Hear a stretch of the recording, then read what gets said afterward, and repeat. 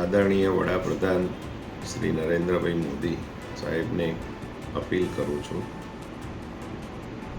અમારી સનાતન ધર્માવલંબીઓની ટીમ ઘણા વર્ષોથી જે આપના પિતા તુલ્ય પ્રમુખ સ્વામી મહારાજના સંપ્રદાય દ્વારા પોતાને સર્વોપરી સાબિત કરવા માટે સમગ્ર સનાતન ધર્માવલંબીઓના દેવી દેવતાઓનું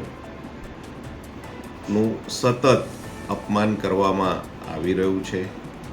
તેના કારણે જ્યારથી ખબર પડી છે છેલ્લા 2-3 વર્ષથી ગુજરાતમાં ધાર્મિક અશાંતિનો માહોલ સતત અવારનવાર ફેલાયા કરે છે.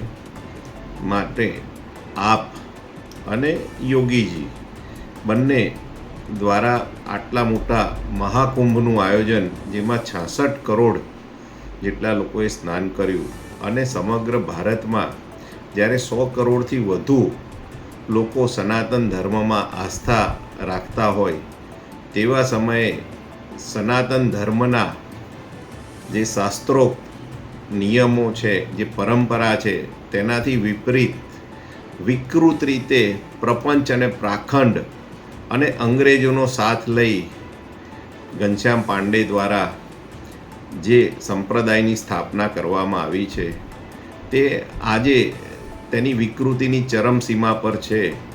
ત્યારે આપ જેવા શક્તિના ઉપાસક અને સનાતની એ આમાં રસ લઈને સનાતન ધર્મ સંરક્ષણ બોર્ડની રચના કરવી જોઈએ અને આવા પાખંડી, પ્રપંચી અને વિકૃત માનસિકતાવાળા સંપ્રદાયને ડામી દેવા જોઈએ.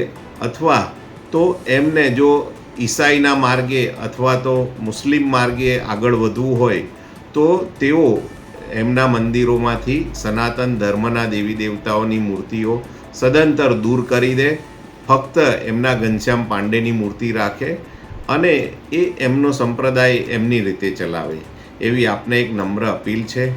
ફરીથી અમારી ટીમ સનાતન ધર્માવલંબીઓની ખૂબ રિસર્ચ કર્યું છે, અમારી પાસે ખૂબ પુરાવા છે. જે સમય આવે આપ કહેશો તો આપની આગળ પણ અમે રજૂ કરીશું અને અમે કોર્ટમાં પણ આ વિષય લઈને જવાના છીએ. આપની દખલગીરી એટલા માટે જરૂર છે, ગુજરાતમાં શાંતિ ડહોળાય નહીં અને લોકોની શ્રદ્ધાને ઠેસ પહોંચે નહીં. ડૉક્ટર વસંત પટેલના જય શ્રી કૃષ્ણ.